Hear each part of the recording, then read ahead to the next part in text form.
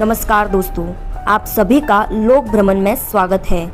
हमारी दुनिया जितनी बड़ी है उतने ही बड़े और अद्भुत हैं इसके रहस्य। तो आज हम ऐसे ही रहस्यों को जानेंगे, तो अंत तक जरूर बने रहिएगा। नंबर 1, हौस्का कैसल दूसरी दुनिया में पहुंचा देता है इस महल में मौजूद रहस्यमयी गड्ढा। गड्ढे से बाहर निकलने पर बूढ़ा हो जाता है इंसान। दोस्तों, अक्सर हम दूसरी दुनिया को लेकर कोई ना कोई हैरान कर देने वाली बातों को सुनते हैं। कुछ लोगों का कहना है कि हम इंसान जिस दुनिया में रहते हैं इसके अलावा भी दूसरी दुनिया है। अक्सर लोग ये मानते हैं कि हमारी दुनिया में ऐसी जगह भी मौजूद हैं जो हमें दूसरी दुनिया में पहुंचा सकती हैं।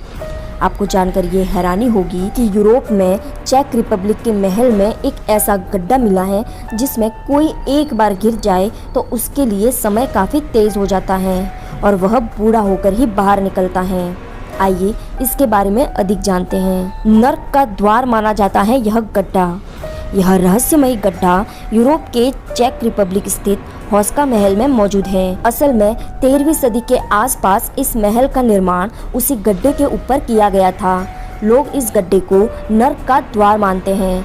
इस रहस्यमयी गड्ढे की गहराई को आज तक मापा नहीं जा सका है। एक प्रचलित कहानी के मुताबिक इस महल के निर्माण से पहले यहाँ सभी कैदियों को लाकर गड्ढे में धकेल दिया जाता।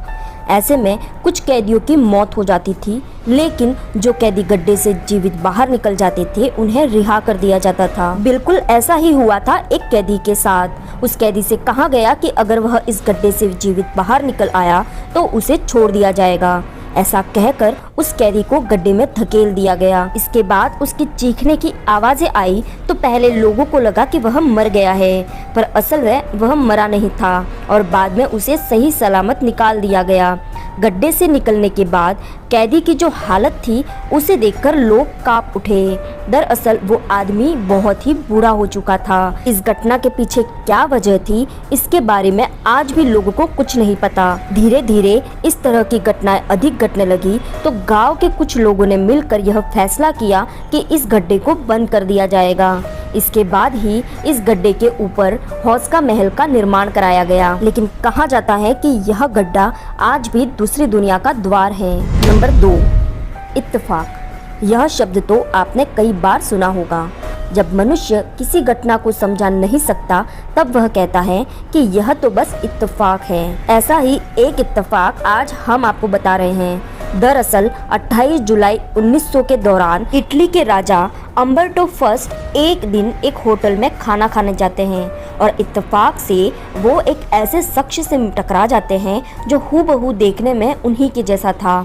जब उन्होंने उससे बात की तो पता चला कि इत्तेफाक से उन दोनों में से कई ऐसी समानताएं थी जो वाकई में हैरान कर देने वाली थी। जैसे कि उन दोनों का नाम अम्बर्टो था, उन दोनों की पर्सनैलिटी एक जैसी थी, उन दोनों के बर्थ डेट यहाँ तक कि उनके बर्थ प्लेस भी सेम था। उन दोनों ने जिस लड़की से शादी करी उन दोनों लड़कियों का नाम था मार्गरेटा, यानी कि वो भी सेम था।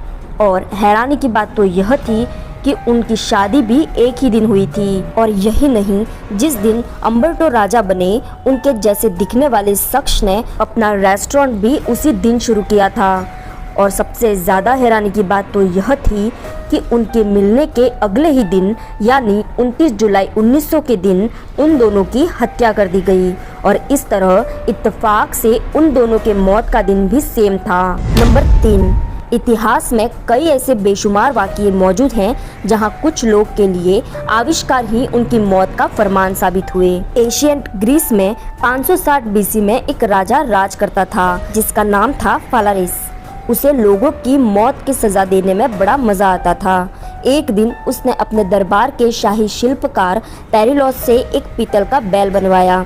इस बैल के बारे में पेरिलोस ने राजा को बताया, अगर इसके अंदर अपराधी को डालकर नीचे से आग लगा दी जाए तो अंदर बैठा व्यक्ति जलने की वजह से चीखेगा और उसकी चीख बाहर मधुर ध्वनि के रूप में बदल जाएगी और अंदर मौजूद उस व्यक्ति की मौत हो जाएगी। मगर राजा यह खुद अपनी आंखों से देखना चाहता था कि आखिरकार यह बैल काम कैसे करता है।